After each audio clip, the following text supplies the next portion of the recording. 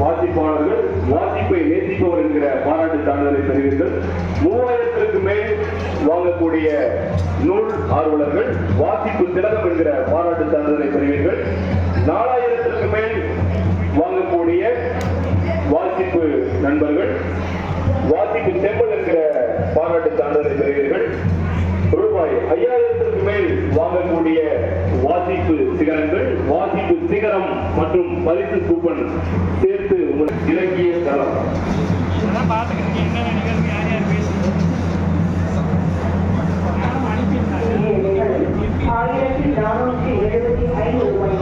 புத்தகங்கள் வாங்கியதை பாராட்டி திண்டுக்கல் புனிதவரனார் பெண்கள் மேல்நிலைப் பள்ளியில் பயிலும் கீர்த்தனம் செல்வராஜ் அவர்களுக்கு நூல் ஆர்வலர் அது ஆன் பண்ணோடனே போயிடுச்சுண்ணே.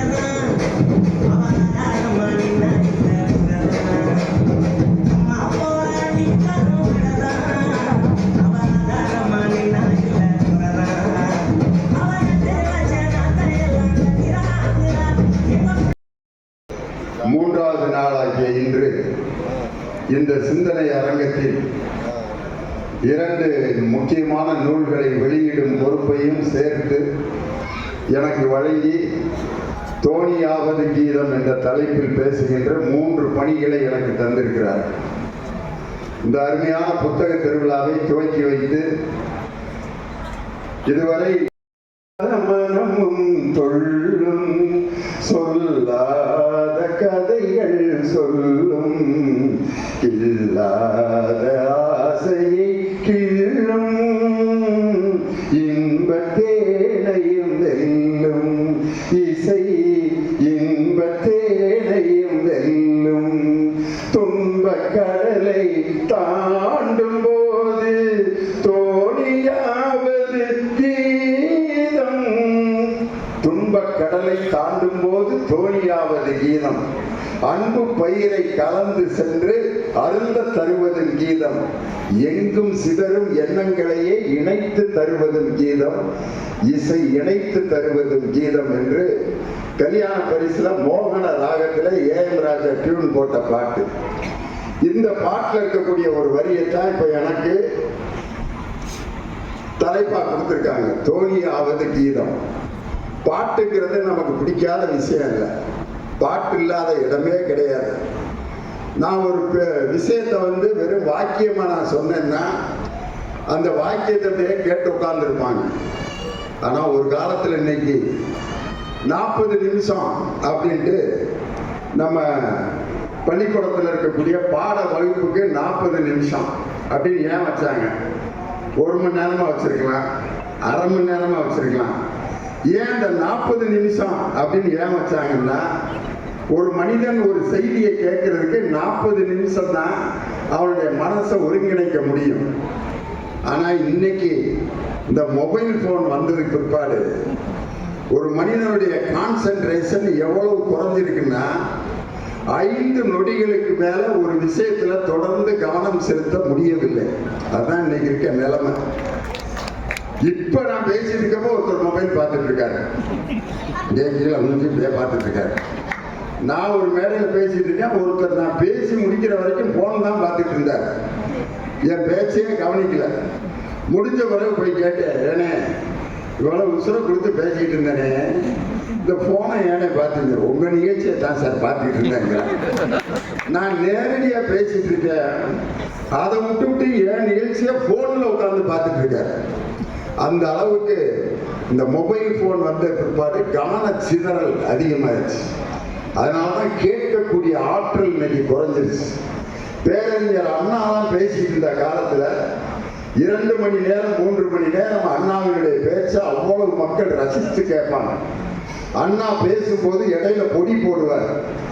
எப்போ பொடி போடுவார்னு கண்டே பிடிக்க முடியாது, ஒரு கேப்ல பொடி போடுவார். இப்ப அண்ணா பேசிக்கிட்டே பொடி போடுற காட்சியை உங்க முன்னாடி செஞ்சு காட்டுறேன், எப்போ பொடி போட்டாருன்னு கண்டுபிடிங்க பார்ப்போம். ஆய்ந்தறிதல் வேண்டும், அதற்கேற்ற அஞ்சாமை வேண்டும். இன்றைய சிந்தனையை சிறைப்பிடித்து விட்டு கொடுமையை கோலோச்ச செய்வதற்கு உடந்தையாகி விடுவோம். பட்ட பெற்றிடுகிட்டு பாராட்டுக்குரிய பட்டம் எதற்கு காட்டி கழித்திடவா, அன்றி படி செய்த கிடைத்திட்ட ஆணை என கொண்டிடவா. புள்ளி கலாமையில் தோகை விரித்து ஆடுவது எதற்காக? பிறர் காண்பதற்காக, பிறர் மகிழ்வதற்காக. எப்போ போட்டை கண்டுபிடிச்சிங்களா? பாக்கெட்ல இருந்து பொடி மட்டை எடுத்து அந்த மட்டையில இருக்க நாரை பிரிச்சு உள்ள இருந்து பொடி எடுத்து அந்த பொடியை எப்படி நேரடியா போட்டா கண்டுபிடிச்சிருவாங்கன்ட்டு இந்த 2 விரலுக்கு இடையில அந்த பொடியை வச்சு அதுக்கு இடையில அப்படின்னு இழுப்பார். ஆனா தொண்டர்கள் கண்டுபிடிச்சிருவாங்க, அண்ணா பொடி போட்டாரு, இன்னும் 1 மணி நேரம் மேடையில பேசுவாரு. அப்படி மணிக்கணக்காக மேடைதோறும் முழங்கிய பேரறிஞர் அண்ணாவினுடைய பேச்ச 2 மணி நேரம் 3 மணி நேரம் கேட்டிருக்காங்க. அதே மாதிரி முத்தமிழறிஞர் டாக்டர் கலைஞர் உலகத்துல ஒரு தலைவருக்கு கிடைச்ச மாதிரி, இப்படி கலைஞருக்கு கிடைச்ச மாதிரி ஒரு குரல் வேற எந்த தலைவருக்கும் கிடைச்சதாக சரித்திரமே இல்லை. ஒரு வரியில கோடிக்கணக்கானவர்களை அப்படியே கைதட்ட வச்சு அந்த மேடையை நோக்கி கொண்டு வந்துடுவார். ஏன் உயிரினம் மேலான அன்பு உடன்பிறப்புகளை, அந்த வாக்கியமே அவ்வளவு பவர்ஃபுல்லா இருக்கு. அவர் பார்த்தீங்கன்னா என்ன நடக்குதோ அந்த இடத்துல இருக்க சம்பவத்தை மேடைக்கு கொண்டு வந்துடுவார். ஒரு காவல்துறை அதிகாரி ரிட்டையர் ஆகிறார், போலீஸ்காரரை பார்த்தோன்னே எனக்கு ஞாபகம் வந்துருச்சு. ஒரு காவல்துறை அதிகாரி ரிட்டையர் ஆகிறாரு, அவர் பேர் பிபி ஷெனாய், சென்னை போலீஸ் கமிஷனராக இருந்தவர். அவர் ரிட்டையர் ஆகிற ஃபங்க்ஷனுக்கு கலைஞர் போயிருக்காரு. அவர் மேடையில் எப்படி பேசினார் தெரியுமா? வட இந்தியாவையும் தென்னிந்தியாவையும் இணைத்த காவல்துறை அதிகாரி பிபி ஷெனாய் அப்படின்னார். வட இந்தியாவையும் தென்னிந்தியாவையும் பிபி ஷெனாய் எப்படி இணைக்க முடியும் அப்படின்னு எல்லாம் முடிக்கிறாங்க. பிபி என்பது தென்னிந்தியாவில் ஊதப்படும் வாத்தியம், ஷெனாய் என்பது வட இந்தியாவில் ஊதப்படும் வாத்தியம். பிபி ஷெனாய் வட இந்தியாவும் தென்னிந்தியாவும் இணைத்த அதிகாரினார். அவர் மிரண்டார், எங்க அப்பா அம்மா இப்படி நினைச்சா பேர் வச்சிருப்பாங்க. என்ன நடக்குதோ அந்த இடத்தை தன் வயப்படுத்துறது, இதுக்கு பேர் தான் பேச்சு. ஒரு தடவை ரஜினிகாந்த் வந்து கோபாலபுரத்துல தலைவரை சந்திச்சுட்டு போறார். அடுத்த நாள் பத்திரிகைக்காரங்கெல்லாம் போய் ரஜினிகாந்த் உங்களை வந்து பார்த்துட்டு வந்தாரு, என்ன பேசினாருன்னு கேட்கிறாங்க. ரஜினிகாந்த் உங்களை சந்தித்தாரு, என்ன பேசினார்? உடனே அவர் முக்கியமான மேட்டர் பேசியிருக்காரு, அதை சொல்லக்கூடாது, அதை சொல்ல விரும்பவில்லை அப்படின்னா பத்திரிகைக்காரங்க டென்ஷன் ஆயிடுவாங்க. தலைவர் பதில பாருங்க, ரஜினிகாந்த் என்னிடம் என்ன சொன்னார் என்றால் அப்படின்னார். இதெல்லாம் பேப்பர் பேன் அவருக்கு ரெட்டியா இருந்தான். அவர் என்னிடம் தமிழில் பேசினார். என்ன உறுதுலையா பேசியிருப்பாரு. உடனே அடுத்த பத்திரிகைக்காரங்க தமிழில் என்ன பேசினார்? அதுக்கு தமிழில் ரஜினிகாந்த் என்னிடம் என்ன பேசினார் என்றால் திரும்ப பேப்பர் சொல்லுங்க, என்னமோ சொல்ல போறார். தன்னிடம் சொன்னதை யாரிடமும் சொல்ல வேண்டாம் என்று தெரிவித்தார். கையெழுத்து கும்பிட்டாங்க, ஐயா உங்களை ஜெயிக்க முடியாது. சிக்கனத்திற்கும் கஞ்சத்தனத்திற்கும் என்ன வேறுபாடு? ஒரு பத்திரிகைக்காரன் கேட்கிறான், சிக்கனத்திற்கும் கஞ்சத்தனத்திற்கும் என்ன வேறுபாடு? அடிக்கிறார், சிக்கனத்திற்கும் கஞ்சத்தனத்திற்கும் என்ன வேறுபாடு? ஒரு சட்டை துணியை வாங்கி சட்டை தைத்து விட்டு மீதி துணியில் கச்சி தைத்தால் அதற்கு பெயர் சிக்கனம். ஒரு சட்டை துணியை வாங்கி தையற் கூலி செலவாகுமே என்று கடைசி வரை சட்டையே தைக்காமல் பீரோவில் மடித்து வைப்பதுதான் கஞ்சத்தனம். என்ன பதில் பாருங்க. ஒரு அழகான பெண், ஒரு வயதானவர், ஒரு கட்சி தொண்டர், ஒரு குழந்தை, 4 பேரும் உயிருக்கு போராடிட்டு இருக்காங்க. யாரை காப்பாத்துவீங்க? அழகான பொண்ணு, வயசானவங்க, கட்சி தொண்டர், குழந்தை. யாரை காப்பாத்துவீங்க? அவர் யார சொன்னாலும் மாட்டிக்கிறார். ஆனா என்ன பதில் சொன்னார்னா, நான் ஒரு குழந்தையை தான் காப்பாற்றுவேன் அப்படின்னாரு. ஏன்னு கேட்டாங்க. குழந்தைக்கு தான் தனக்கு வருகின்ற ஆபத்து எது என்று தெரியாது, ஆபத்து எது என்று தெரியாத குழந்தையை தான் நான் காப்பாற்றுவேன் அப்படின்னு கலைஞர் சொன்னார். ஒரு மேடை பேச்சு இப்படி இருந்தால் தான் அது எடுபடும். ஆனால் மேடை பேச்சு இன்னைக்கு எப்படி ஆயிடுச்சுன்னா, யார் மேடை பேச்சு நன்றாக அழகாக பாடுகிறார்களோ அந்த பாட்டோடு கலந்த பேச்சு தான் இன்னைக்கு எடுபடுது. அதனாலதான் எனக்கு கொடுத்திருக்கிற தலைப்பு தோணியாவது கீதம். பட்டுக்கோட்டை கல்யாண சுந்தரத்தினுடைய கல்யாண பரிசு பாடலை பற்றி. ஆனா இப்படி ஒரு தலைப்பு, சாப்பிடுங்க, சாப்பிட போறேன், சாப்பிடுங்க, செத்துட்டு வண்டி சாகுங்க. இதுக்கு பேர் மனைவியான்னு கேட்கிறேன். சொல்றதெல்லாம் கேட்டுக்கிட்டு இருந்தா அது ஒரு லைஃபான்னு கேட்கிறேன். பிள்ளைகள் எல்லாம் நம்ம எப்படி இருக்கோம்னு நினைக்கிறோம்னா, நம்ம சொல்றதை கேட்கணும்டா, நான் சொல்றதை கேட்கிறியா இல்லையா, நீ கேட்கிறியா கேட்க மாட்டியா அப்படிங்கிற ஒரு அம்மா, கேட்க முடியாது அப்படிங்கிற. என்ன செய்யுங்க, இது மெத்தட் இல்லை. எங்களுக்கு ஒரு சயின்ஸ் லீவ் போஸ்ட்ல வந்தாரு, சென்ட் நாங்க படிக்கிறப்ப லீவ் போஸ்ட் பார்க்கிற சயின்ஸ் வந்தாரு. டை கட்டிட்டு நல்ல ஷூலாம் போட்டு ஆக்சிஜன் ப்ரிப்பரேஷன் நடத்துறாரு. சார் வேற உட்காரம் சார், கையை கட்ட, வாயில கையை வைக்க. நான் ரொம்ப ஸ்ட்ரிக்டான வச்சாரு. நாங்கெல்லாம் அசையவே இல்லை. பாடம் நடத்தி முடிக்கிற வரைக்கும் எவனும் பின்னால திருப்பக்கூடாது. உட்கார்ந்துருக்கான். ஆக்சிஜன் தயாரித்தல் நடக்குது.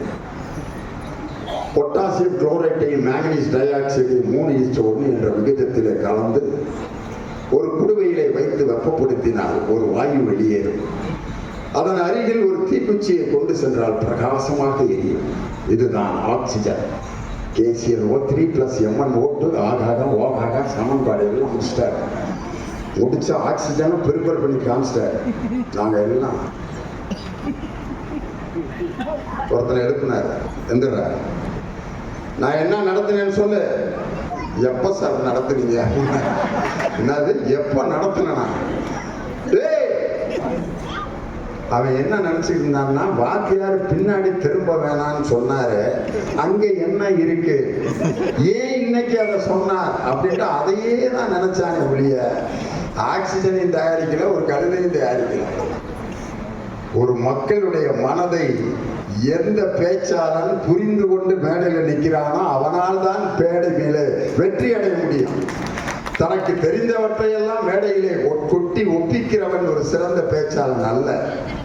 மக்களின் மனதை அப்படியே ஸ்டடி பண்ணணும், அப்படியே பார்க்கணும் ஒவ்வொருத்தருடைய முகத்தையும். சில பேர் நான் ஆரம்பிப்பேன், முன்னால் உட்காந்து என்ன பண்றது அப்படின்ட்டு இப்படியே இந்த பக்கம் பார்ப்பான். சில பேர் போலாமா அப்படின்னு கேட்பாங்க. இன்னும் தண்ணியை போட்டு வந்து உட்காந்துருப்பேன். அவங்க பண்ற கூத்து இருக்க பெரிய அநியாயமா இருக்கேன். இல்ல நீ பேசுன அப்படின்னா பேசுறது தாண்டா, நீ பேசுன, நான் பேசிட்டு தான் இருப்பேன், இடையில பேசிக்கிட்டே இருப்பேன். அவனையும் மேய்ச்சிக்கிட்டு இருப்பான்.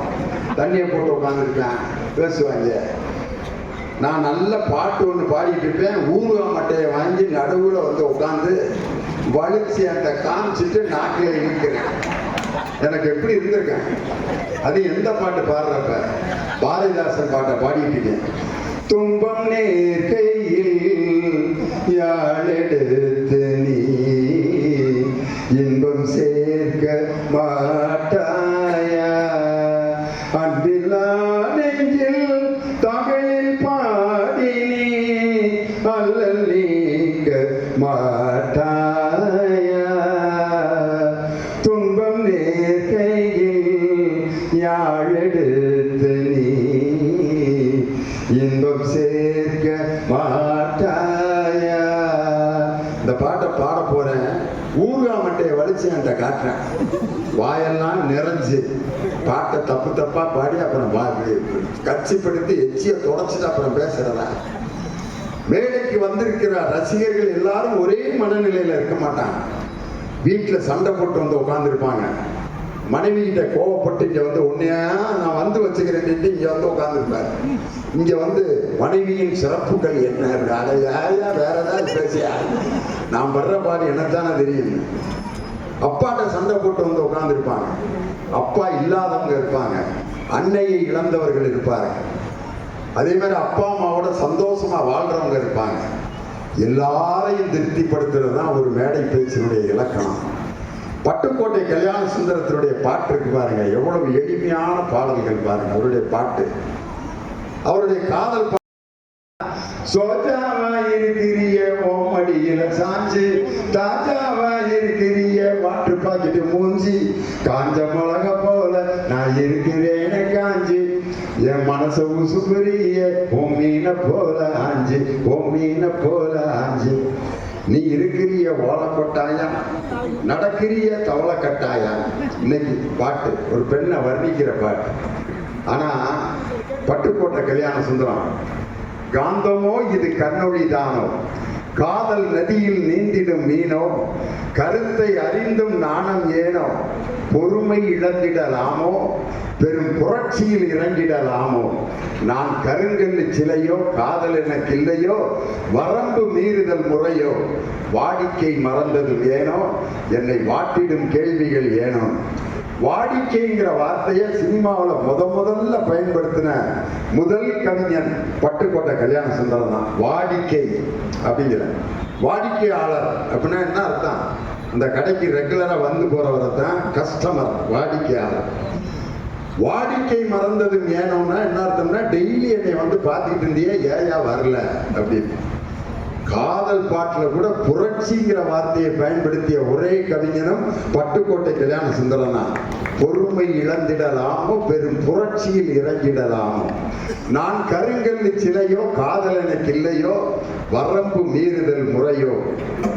இன்னைக்கு பாத்தீங்கன்னா ஒரு கிராமத்து பழமொழி இருக்கு, சேலைய முள்ளுல போட்டா, முள்ளுல சேலை போட்டாலும் சேலைக்கு தான் ஆபத்து.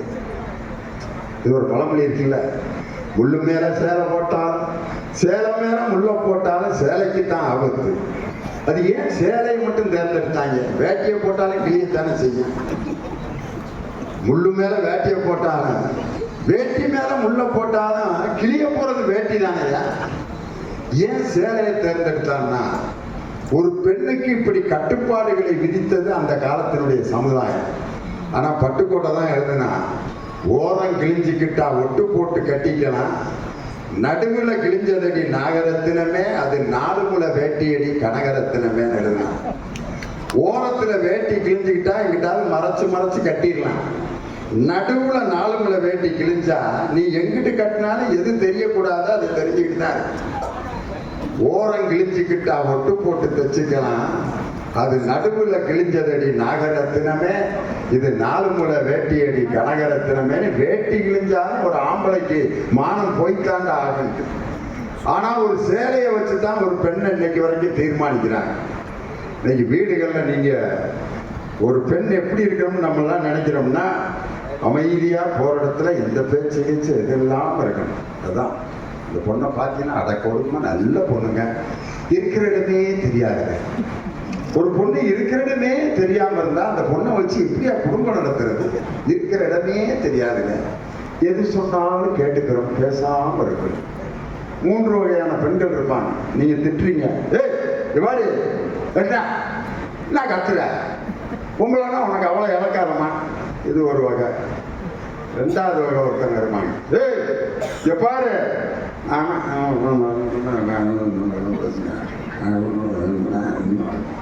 வாய்க்குள்ளேயே பேசுவாங்க. இது ரெண்டாவது ரகம். அங்கே ஒருத்தர் கை தட்டுறாரு, அந்த குரூப்போட வாழ்ந்துட்டு இருக்காருன்னு நினைக்கிறேன். வாய்க்குள்ளேயே பேசுறவங்க. மூணாவது ஒரு ரகம் இருக்கு, எவ்வளவு திட்டினாலும் இருந்தா உன்னைய கொல்லாம விட மாட்டேன்டே. இதுதான் ரொம்ப ஆபத்தான பொம்பளை. புருஷனுக்கு எந்த நேரம் வேணாலும் விஷம் வச்சு கொண்டிருக்க. வாயே திறக்காம இருக்கிறதுக்கு பேர் ஒரு பெட்டான். ஆனா இன்னைக்கு என்ன சொல்றோம்னா, இருக்கிற இடம் தெரியாம அட கொடுக்கமா இருக்கும். வாயே பேசாதுங்க. தங்கமான பிள்ளை. இது தங்கமான பிள்ளையா? யார் மனதில் இருப்பதை வெளிப்படையாக பேசுகிறார்களோ அவர்கள்தான் இந்த உலகத்தில் தன் கருத்தை மற்றவர்களுக்கு மட்டும் இல்ல, குடும்பத்தில் ஒருத்தரால சொல்ல முடியலன்னா அவங்க எப்படி சமுதாயத்துக்கு சொல்லி அந்த கருத்தை நிலைநாட்ட முடியும்? உங்கள் சுதந்திரத்தை முதலில் குடும்பத்திலிருந்து தொடங்குங்கள். அப்போதுதான் நீங்கள் சமுதாயத்தில் உங்கள் கருத்தை கொண்டு செல்ல முடியும். உங்களுக்கு சுதந்திரம் முதலில் கிடைக்க வேண்டிய இடம் உங்களுடைய குடும்பம் தான். அதனாலதான் அந்த குடும்பத்துல எனக்கு சின்ன வயசுல எனக்கு கிடைச்ச சின்ன அனுபவங்கள் பாருங்க. எங்க அண்ணன், பெரிய அண்ணன் மஸ்கட்ல இருந்துட்டு பெரிய படிப்பாளி இங்க இருக்காரு. ரெண்டாவது அண்ணன் சிங்கப்பூர்ல இருக்கு. நான் மூணாவது. நாங்க 3 பேர் முதல்ல பிறந்தோம். 4வது ஒரு பொம்பளை பிள்ளை பிறந்துச்சு. அந்த புள்ள பிறந்த பிறகு என்னை ஒரு பிள்ளையாவே மதிக்க மாட்டேன்ட்டாங்க. அந்த பொம்பளை பிள்ளை பிறந்தோன்னா எங்கள் அப்பா, என் பிள்ளை, என் தாய், என் தங்கம், அதுக்கு தான் பட்டு பாவடை, இந்த ரேணுகான்னு ஒரு பவுடர் இருக்கான், மைதா மாவு மாதிரி இருக்கான், அதை வாங்கிட்டு வந்துடுவாங்க. சாந்து பொட்டு, மை. எனக்கு அந்த டவுசரை வருஷத்துக்கு ஒரு தடவை இந்த கிழிஞ்சதை மாற்றி வாங்கி கொடுங்க பண்ணா கூட ஆம்பளை கோமனம் கூட கட்டிட்டு தெரியலாம்டா, பொம்பளை பிள்ளை அப்படின்ட்டு அந்த பொம்பளை பிள்ளையவே தான் கவனிப்பாங்க. அதுக்கு முன்னாடி நாங்கள் 3 ஆம்பளை பிள்ளைய இருந்தப்ப எங்கள் அம்மா ஸ்கூல் முடிச்சு வந்து எங்கள் 3 பேரையும் தூக்கி ஜன்னலில் உட்கார வச்சு அந்த மீதி இருக்கிற சோறை சாம்பார் ஊற்றி அப்படியே குழச்சி ஆளுக்கு ஒரு உருண்டை அப்படி பிடிச்சி சாப்பாடு ஊட்டி விடுவாங்க. அந்த பசி நேரத்தில் அந்த என் தாய் உருட்டி கொடுத்த அந்த சாம்பார் உருண்டை சோறு இருக்கு பார்த்தீங்களா, 10,000 ரூபா ஒரு ஸ்டார் ஹோட்டலில் நம்ம சாப்பிட்டா கூட அந்த டேஸ்ட்டும் அந்த அன்பும் இது வரைக்கும் நமக்கு கிடைக்காது. அந்த உருண்டை சோறை வாங்கி சாப்பிடுவான். நடுவில் எங்கள் 2வது அண்ணன் உட்காந்துருக்கேன். அப்போ வந்து நான் அந்த ஓரத்தில் உட்காந்துருக்கேன். எங்கள் அம்மாட்ட சண்டை, நாளையிலேருந்து நான் தான் நடுவில் உட்காருவேன். எங்கள் அம்மா, வேணாண்டா அண்ணன் அவன் தாண்டா 2வது, வருஷப்படியே உட்கார வச்சிருக்கேன், முடியாது, நான் தான் நடுவில் உட்காருவேன், இல்லாட்டி சோறு வேணாம், ஒன்றும் வேணாம் அப்படின்னு தட்டை தள்ளி விட்டேன். எங்கள் அம்மா எங்கள் 2வது அண்ணனை ஓரத்தில் உட்கார வச்சுட்டு என்னை நடுவில் உட்கார வச்சுட்டாங்க. சோறு ஊட்டுறப்ப என் மூஞ்சியை ஒரு இடி விட்டாங்க. சந்தோஷமா நடுவில் வந்து உட்காந்துட்டேன். பிடிவாதான் எல்லாத்துலையும். கோபத்தில் ஒரு வார்த்தை விட்டாங்க, வாழ்நாள் முழுவதும் வர்றா நீ நடுவுலையே தான்டா உட்காந்துருப்பேன்னாங்க. பட்டிமன்றத்தில் 46 வருஷமா நடுவரா இருக்கேன். எங்க அம்மா விட்ட சாபம் கூட எனக்கு வரமா மாறுதுன்னா, இதுதான் ஒரு பெத்த தாய் வந்து கோபத்தில் சொல்லப்பட்ட செய்தி கூட அது நமக்கு வரமாக மாறி நம்ம வாழ்க்கையவே மாற்றக்கூடிய ஆற்றல். நம்ம திண்டுக்கல்ல வெள்ளை விநாயகர் கோயில் பக்கத்துல தான் சூசியப்பர் கோயில் இருக்கு. அந்த கோயிலுக்கு காலையில் எங்கள் அப்பா சர்ச்சை கூட்டி வருவார். கூட்டி வந்து பூசை முடிஞ்சோன்னா பாட்டெலாம் போடுவாங்க. அது ஒரு பாட்டு தொடங்குச்சுன்னா கிட்டத்தட்ட 3/4 மணி நேரம் ஆகும் இந்த கிறிஸ்தவ பாட்டு தொடங்க. கேளுங்கள் தரப்படும் தட்டுங்கள், அந்த பாட்டு. எந்த காலத்திலும் எந்த நேரத்திலும் நன்றியால் உம்மை நான் துதிப்பேன், அந்த பாட்டு சர்ச்சில் போடுவாங்க. விநாயகர் கோயிலில் பார்த்தீங்கன்னா மார்கழி மாதம் முருகன் பாட்டு, விநாயகர் பாட்டு, குன்றத்திலே குமரனுக்கு கொண்டாட்டம் அப்படின்னு அங்கே பாடிக்கிட்டு இருக்கோம். இந்த பாட்டை கேட்டுட்டு அங்கே உட்காருவேன். வெளியில் நடந்து வர்றப்ப KMK காஃபி பார்னு ஒன்று இருக்கும். அங்கே அந்த பாய் டீயை போட்டுக்கிட்டே நாகூர் அனிஃபாவோட பாட்டை போட்டுட்டு இருப்பார். அல்லாவை நாம் தொழுதால் சுகம் எல்லாமே ஓடி வரும், அந்த வல்லோனை நினைத்திருந்தால் நல்ல வாழ்க்கையும் தேடி வரும். சர்ச்சில் தேனினி மயிலும் இயேசுவின் நாமம் திவ்ய மதுரமாமே. விநாயகர் கோயில்ல மன்னானாலும் திருச்செந்தூரில் மன்னாவேன். KMK காஃபி பார்ல இறைவனிடம் கையேந்துங்கள். 3 மாதத்து பாட்டை லியோனியோட ஒரு குரல் தான் பாடுது. எந்த சாமியும் என் குரலை அழித்ததாக வரலாறே இல்லை. எல்லா மதத்திற்கும் பொதுவானது இசை. கலையும் இசையும் மதத்திற்கு அப்பாற்பட்டு இருக்கான். அதே மாதிரி ஒரு பொது நிலையில இருக்கிற நான் எந்த மதத்தையும் நாம் பின்பற்றோம். பார்க்குறவங்க கண்ணு வச்சிருவாங்க அப்படின்னு ஒரு பொம்மையை பூசணிக்காய மூஞ்சில கைக்கொட்டையில வரைஞ்சு தொங்க விட்டுருக்கேன். எதுக்குடா அந்த ஆள் இங்க தொங்கிட்டு இருக்காங்கன்னா, திஷ்டிய பெரிய மீசக்கார பொம்மை ஒண்ணு மாட்டி விடுவேன். பெரிய ஒரு தட்டியை கட்டினா வீடு அங்கிட்டு கட்டி கிரக பிரசத்தை தான் தட்டியை கட்டுவேன். ஏண்டான்னு கேட்டா அதுக்கு திஷ்டியும் கிடையாது, ஒன்றும் கிடையாது. இந்த போறேன் வரேன் பூரா ஐடியா கொடுப்பேன். அதுக்காகத்தான் இந்த தட்டியை போட்டு மறைக்கிறது. பாத்ரூம் எந்த பக்கம் கட்டியிருக்க அப்படின்னா மேற்க. ஓ ராசி என்ன, நட்சத்திரம் என்ன? கடகராசி ஆயிலை நட்சத்திரம். கடகராசி ஆயிலை நட்சத்திரத்துக்கு பாத்ரூம் மேற்க கட்டப்படாத. உனக்கு என்ன, அவன் என்கிட்ட கட்டிட்டு போறேன் போட்டு விட்டான். கட்டினா என்ன, பெரிய உயிருக்கு ஆபத்துன்னு இருக்காங்க. இவன் தான் வீட்டில் ரேஷன் கார்டில் முதல் பேர். அவன் பாத்ரூம் வச்சிருப்பான்னு நினைக்கிறீங்களா? அப்படி சொல்லிட்டு போயிட்டான். 7.5 லட்சத்துக்கு கட்டின பாத்ரூமை இடிச்சு கட்டிக்கிட்டு இருக்கான் என் படிச்சவன். நான் இன்னைக்கு கேட்கிறேன், பாத்ரூம்ல எங்கிட்ட திரும்பி உட்காந்தாலும் நம்ம பாத்ரூம்ல என்ன வேலையை பார்க்குறோமோ அதை தவிர வேற ஏதாவது வேலை பார்க்க முடியுமா? பாத்ரூம்ல பரதநாட்டியம் ஆட முடியும். எங்கிட்ட திரும்பி உட்காந்தாலும் எங்க இருந்து எது வரணுமோ அது வந்துக்கிட்டு தானே இருக்கேன். ரொம்ப அசிங்கமான விஷயம் தான். இருந்தாலும் மனுஷன் சிந்தனையில எவ்வளவு மழுங்கி போயிட்டான் பாருங்க. இந்த பக்கம் தான் கட்டணும் வாஸ்து. இன்னைக்கு ஒரு வீட்டில் நீங்க வேற பிரச்சனையே உண்டு பண்ண வேண்டிய அவசியமே இல்லை. ஒரு எலுமிச்சம்பழத்தை 2ஆ கட் பண்ணி குங்குமத்துல தொட்டு ஒரு தாயத்தை சுத்தி ஒரு கம்பளி கைத்துல கட்டி வீட்டுக்குள்ள உருட்டி விட்டுருக்க. காலையில தொலைஞ்ச அந்த குடும்பம் வச்சுட்டான். மாப்பிள்ள செய்வானே, என்ன நடக்க போகுதோ, அது நடக்க போகுதோ. அந்த நேரம் பார்த்து மனைவி வந்து வயிறு வலிக்கும்ல, எலுமிச்சம்பழத்தை உருட்டிட்டாங்கல்ல, பின்ன வயிறு வலிக்காம என்ன? வயிறு வலிக்கும் எலுமிச்சம்பழத்துக்கு ஏதாவது சம்பந்தம் இருக்கா? இன்னைக்கு வரைக்கும் அதுக்கு அந்த பயத்திலிருந்து என்ன விடுதலை ஆகலையா மனுஷன்? பயந்து சாகுறாங்க. வீட்டுக்குள்ள கொஞ்சோண்டு ஒரு குங்குமம் ஒரு எலுமிச்சம்பழம் கிடந்தா அந்த பாடு செய்வன. இதுதான் தமிழ் வாத்தியார்கள் பாடம் நடத்தும் கிறிஸ்டியன் கீழருக்கு தெரியும். செய்வினை செயப்பாட்டு வினை. ராமன் மாம்பழம் தின்றான், செய்வினை.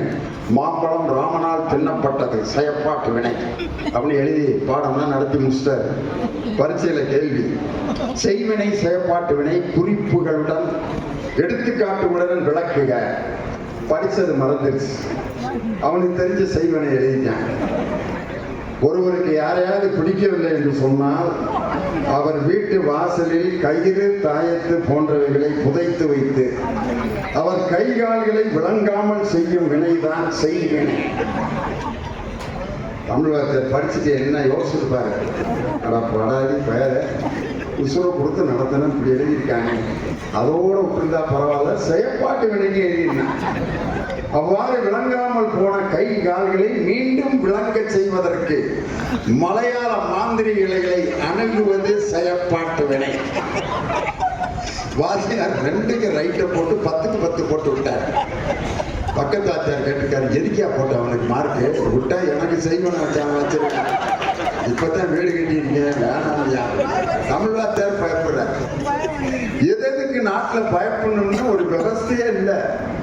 ஜீசஸே வந்து தன்னுடைய சீடர்களை பார்க்கிறப்பெல்லாம் சொன்னது என்னன்னா, அஞ்சாதீர்கள், படித்து பயன்பெற வேண்டும். ஈரோடு புத்தக திருவிழாவில் நாங்கள் ஒரு பட்டிமன்றம் போட்டோம். மக்களுக்கு இன்று அதிக பயன் தருவது பேச்சா, பாட்டா, எழுத்தா, நடிப்பா அப்படின்னு ஒரு தலைப்பு போட்டோம். 3 மணி நேரம் நடந்துச்சு ஈரோடுல. அதில் நான் என்ன தீர்ப்பு சொன்னேன்னா, பாட்டுங்கிறது ஒரு மனிதனுக்கு கேட்டு மயங்க வைப்பது. நடிப்பு என்பது ஒரு மனிதனுக்கு மிகப்பெரிய பரவசத்தை உண்டு பண்ணுவது. பேச்சுங்கிறது ஒரு கருத்தை இன்னொருக்கு கொண்டு செல்வது. ஆனால் இது எதுவுமே இல்லாத காலத்தில் திருக்குறள் என்பது எழுத்திலே இருந்ததால் தான் 3000 ஆண்டுகளுக்கு முன்பிருந்து இன்று நமது கையில் கிடைத்திருக்கிறது. எனவே பவர்ஃபுல்லான மீடியா பேச்சு அல்ல, நடிப்பு அல்ல, பாட்டு அல்ல, எழுத்துதான் என்று அன்னைக்கு நான் தீர்ப்பு சொன்னேன். அதனால் அந்த எழுத்து இன்றைக்கு கைக்குள்ள இருக்கும் பொழுது ஒவ்வொரு மனிதனை பற்றியும் நாம் தெரிந்து கொள்வதற்கு, அவருடைய அனுபவங்களை பற்றி படிப்பதற்கு, மிகப்பெரிய ஆழமான சிந்தனைகளை நாம் தெரிந்து கொள்வதற்கு எழுத்துதான் நமக்கு மிகப்பெரிய ஆயுதம் என்று சொல்லி, இந்த அருமையான புத்தக திருவிழாவில் மிகப்பெரிய எழுத்தாளர்களுடைய எழுத்துக்கள் எல்லாம் குவிந்து கிடக்கின்றன. அவைகளை வாங்கி நீங்கள் பயன்பெற்று திண்டுக்கல் வாசிக்கிறது, திண்டுக்கல் பயன்பெறுகிறது, திண்டுக்கல் இந்த உலகத்தை மாற்றுகிறது என்ற பெயரை நீங்கள் பெற்றுத்தர வேண்டும் என்று சொல்லி, எங்கள் உயிரினும் மேலான திண்டுக்கல் ரசிக பெருமக்களை வாழ்த்தி வணங்கி விடைபெறுகிறேன். நன்றி, வணக்கம்.